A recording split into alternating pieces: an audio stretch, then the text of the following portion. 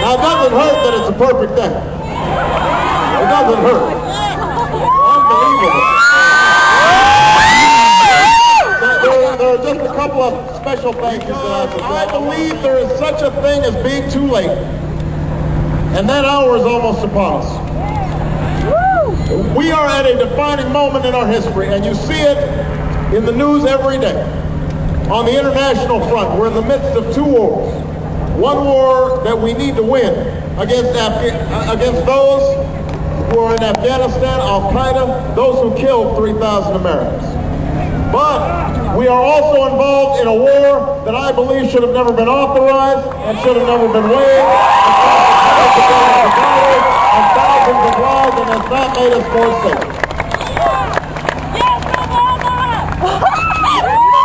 On the domestic front, I don't need to tell people here in Oregon what's happening because you're living it every day.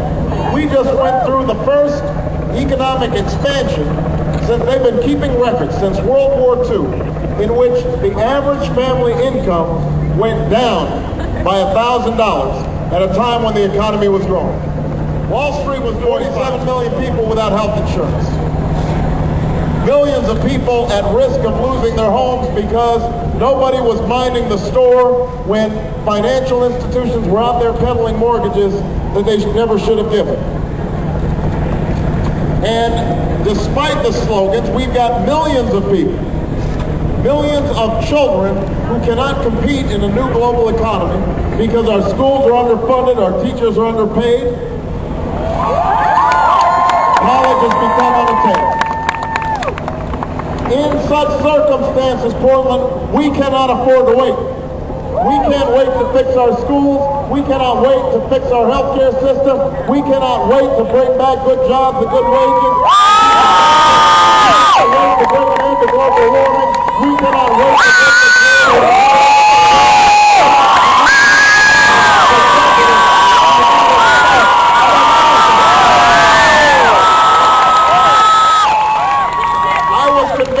that the American people were tired of spin and PR, that they wanted straight talk, honesty from their elected officials. And most of all, I was convinced that people were tired of a politics that divided us.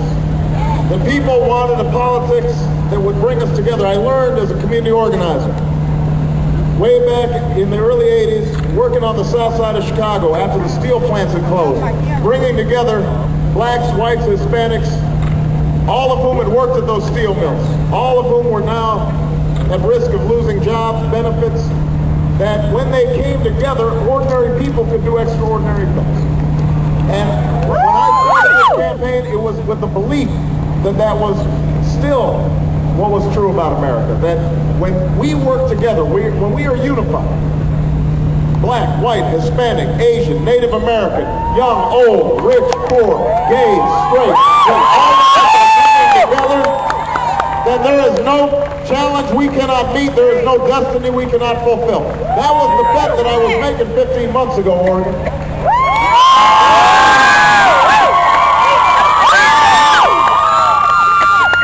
And I am here to report to all 30,000 of them.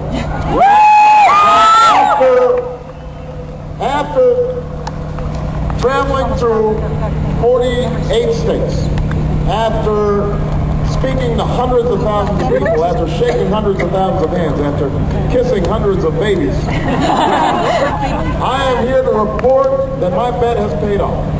That my faith in the American people has been vindicated. Because everywhere I go, people are saying, we want something new, we're ready to turn the page, we're ready to write a new chapter in American history. And this is the message that Oregon is going to send on Tuesday. We are tired of it.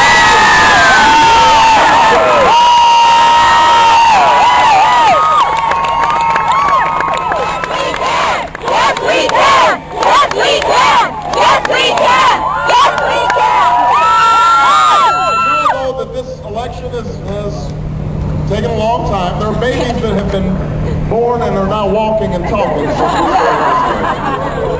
And so there's some of you that have expressed concern and worry that maybe we're not going to be able to bring the party together after it's over with. Now, I just want everybody to understand that Senator Clinton and I have had a terrific contest. And she has been a formidable candidate. She has been smart and tough and determined, and she has worked as hard as she can.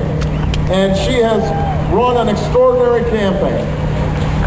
It's been an extraordinary campaign. But, and look, we have real differences on certain issues.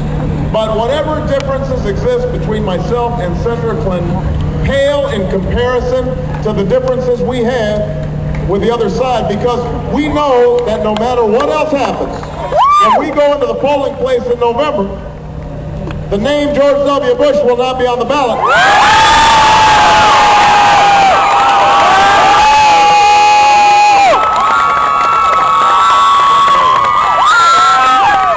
The name of my cousin Dick Cheney will not be on the ballot.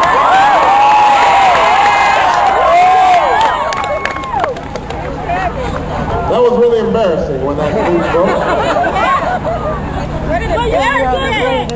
But that doesn't mean that George Bush's policies will not be on the ballot. I admire John McCain's service to our country. He is a genuine American hero, and he reserves our respect and admiration for that. But John McCain has decided to run for George Bush's third term, and we cannot have George Bush after this next election. We can't afford Katrina incompetence. We can't afford warrantless wiretaps. We can't afford tax policies that are skewed toward the wealthiest Americans while ordinary Americans are struggling. We've got to be united in November, and I'm confident we will be.